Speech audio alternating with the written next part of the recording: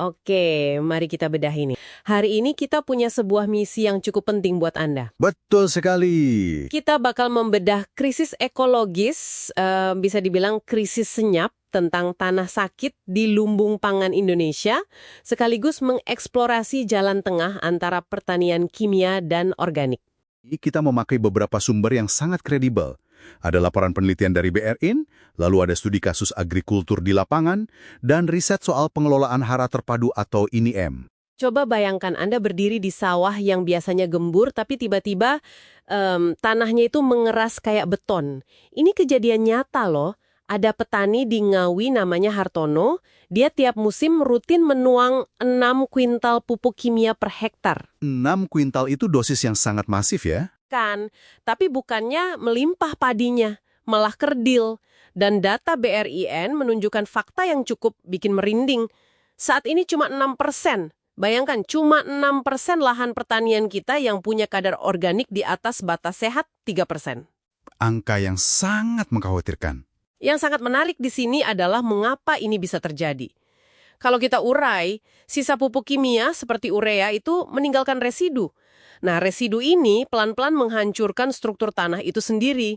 Berarti tanahnya jadi mati dan mengeras kayak beton tadi ya? Tepat.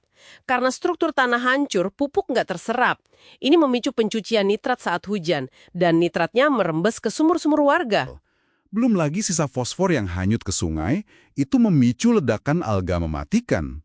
Dan nitrogen yang menguap itu terlepas sebagai gas rumah kaca yang memperparah pemanasan global. Disinilah letaknya menjadi sangat menarik. Kalau kimia terbukti seburuk itu, kenapa petani kita nggak langsung puter balik saja? Maksudnya pindah ke organik 100% gitu. Karena realitas di lapangannya sangat brutal buat petani kecil. Transisi ke organik murni itu butuh bertonton pupuk kandang untuk menggantikan segenggam kimia. Padat karya banget pastinya. Betul. Dan hasil panen seketika anjlok drastis di awal transisi. Petani kita nggak punya bantalan ekonomi untuk menanggung kerugian jangka pendek ini. Panen gagal satu musim saja berarti nggak ada makanan di meja mereka ya? Nah, makanya jika kita hubungkan ini dengan gambaran besarnya, jawaban paling masuk akal adalah Integrated Nutrient Management, pengelolaan hara terpadu. Jalan tengahnya nih. Tepat. Kita kawinkan keduanya. Pupuk organik bertindak sebagai spons biologis yang menahan nutrisi agar nggak hanyut, dan pupuk kimia masuk sebagai suplemen pendongkrak produktivitas saja. Oh, saya paham.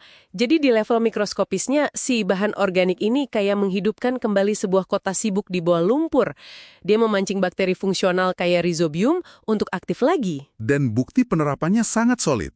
Di Jombang, penerapan jalan tengah ini bikin panen naik sampai 7.000 kg per hektar. 7.000.